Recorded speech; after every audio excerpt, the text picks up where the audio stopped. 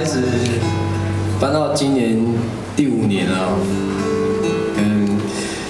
我不晓得前面几年的朋友们有没有听过呀？第一年的名字很奇怪了，第1年叫为部落青年而唱。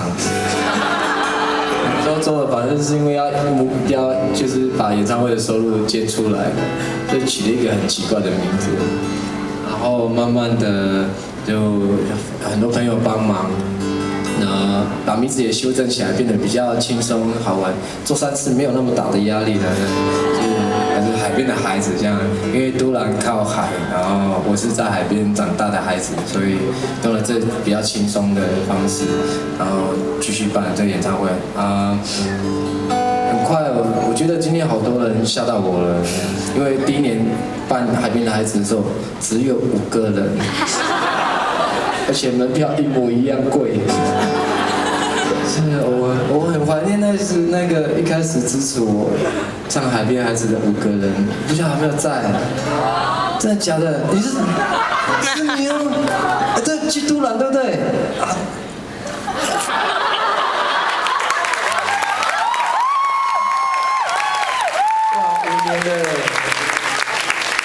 好快哦，从5个人到现在，好快。然后很感谢大家，真的谢谢大家来帮忙，谢谢。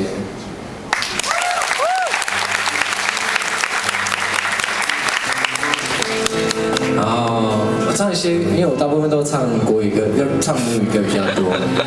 然后准备了几首国语歌，然后让大家喜欢。因为今天我妈妈有来，我特别想要唱这首。这首是一首老歌，叫不要找我妈妈，她不会让你发现。好，这个叫你怎么说？邓丽君姐姐的歌。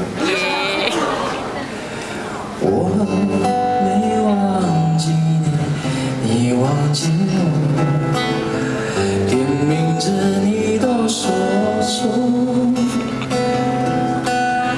证明你一切都是在骗我。看今天你怎么说？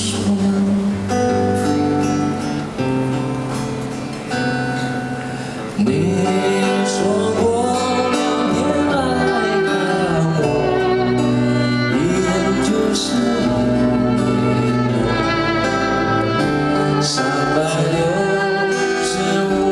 个日子不好过，你的心里根本没有我，把我的爱情还给我。